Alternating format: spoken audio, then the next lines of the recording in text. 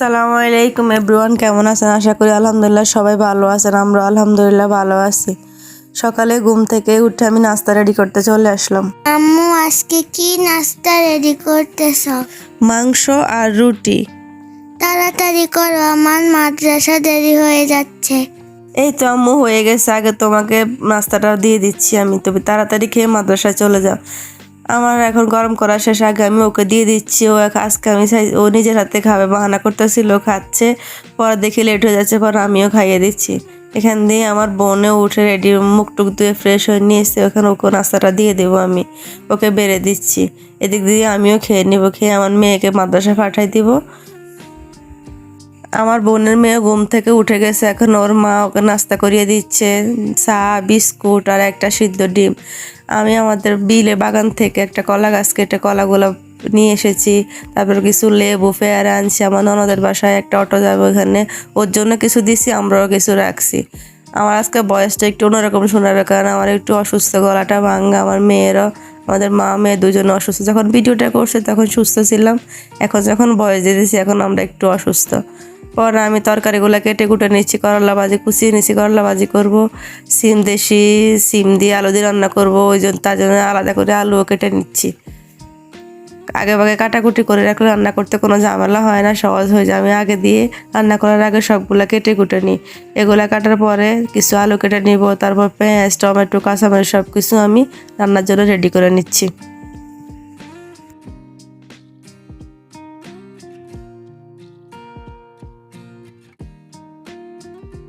কাটাকুটির কাজ শেষ, এখন আমি রান্না করতে চলে যাব। আজকে চলে আসছি মাটির চুলা, অনেকদিন পরে আজকে মাটির চুলা রান্না করব।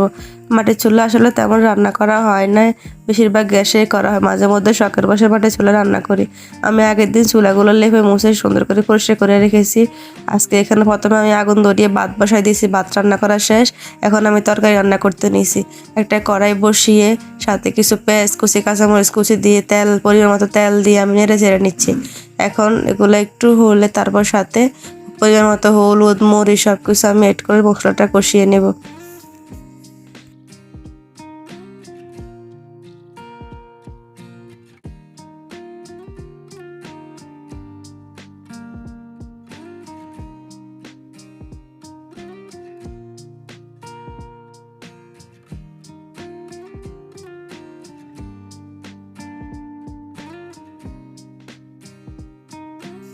আমার মশলাটা কষানো শেষ, এখন আমি টমেটো কুচিগুলো দিয়ে দিলাম। এখন আলুগুলো দিয়ে দিব, প্রয়োজন করা সিমগুলো দিয়ে নেড়ে চেড়ে ভালো করে একটু ঢাকনা দিয়ে আমি কষিয়ে নিব।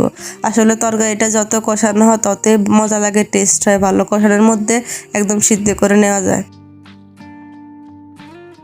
আমার তরকারিটা কষানো শেষ, কিছুক্ষণ আমি ঢাকনা দিয়ে কষিয়ে নিয়েছি। এখন আমি পরিমাণ মতো পানি দিয়ে, পানিটা ব্লক আসলে মাছগুলো দিয়ে দেব। আজকে বাইরে রান্না করতে আছি, বাইরে ঝুম বৃষ্টি হচ্ছে, চারিদিক শুধু অন্ধকার অন্ধকার, কিছুই দেখা যাচ্ছে না। এখন আমার বোনে এসে আমাকে একটা অল টাইম বন দিয়ে গেল, ও একটা খাইছে, আমি একটা খেয়ে নিলাম। খেয়ে আমার তরকারিটা এখন জল কমে গেছে, হয়ে গেছে। এখন আমি একটু কিছু ধনিয়া পাতা অ্যাড করে দেবো। ধনিয়া পাতা দিলে তরকারির গ্রানটা অন্যরকম ভালো লাগে। 2 মিনিট ঢাকনা দিয়ে ধনিয়া পাতাটা সিদ্ধ হয়ে গ্রানটার ভিতরে ঢোকা পর্যন্ত রেখে দেবো।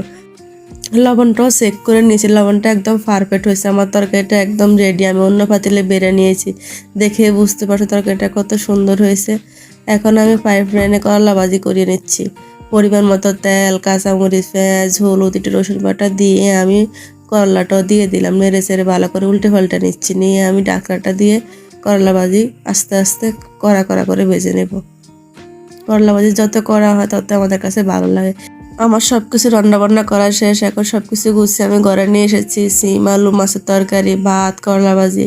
এখন আমার বোন আমার মেয়েকেও খাইয়ে দিচ্ছে, ওর মেয়েরও খাইয়ে দিচ্ছে। আমার মেয়ে মাদ্রাসা থেকে চলে এসেছে, খেয়ে দিয়ে ও মাদ্রাসা চলে গেছে। এখন আমি আর আমার বোনও খেতে বসে গেছি। আমি প্রথমে একটা বোম্বে মরিচ নিয়ে নিলাম। সব কিছুর সাথে এখন ইদারিং আমার বোমা মরিচটা খেতে ভালো লাগে। এখন আমি কিছু করলা ভাজি নিয়ে ভাতটা খাবো, তারপরে সিমের তরকারিটা একটু বেশি পরিমাণে নিব। আসলে সিমের তরকারি আমাদের সবারই পছন্দ, আর এখন সিজন নাই তো ফ্রোজেন করে রাখছি, তাও দিনে কালে সিমের মতোই ভালো লাগতেছে।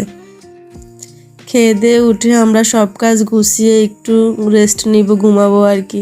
ঘুম থেকে উঠে আমার মেয়েও কোচিং থেকে আসছে, ও টিউশন করবে, টিউশন থেকে আসছে, তারপরে ওকে কিছু আম কাটি দিলাম, কিছু গাপ কিনে আনছি, ওদের কাটি দেওয়া, বোনের মেয়েও খাচ্ছে। ও তোমাদের সবাইকে সালাম দিচ্ছিল, কেমন আছে জিজ্ঞেস করছিল। আসলে ওর বয়সটা খুব আস্তে শুনলে তো, তার ওর বয়সটা দিতে পারেনি। পরে আর কোনো ভিডিও শ্যুট করা হয়নি। রাত্রে আমার বোন ওদের দুজনকে খাইয়ে দিছে, আমরা রাত্রে কোনো খাওয়া দাওয়া করিনি, পড়ালেখা করছি, ঘুমাই গেছি। আমাদের চ্যানেলটি সাবস্ক্রাইব করে পাশে থাকবে।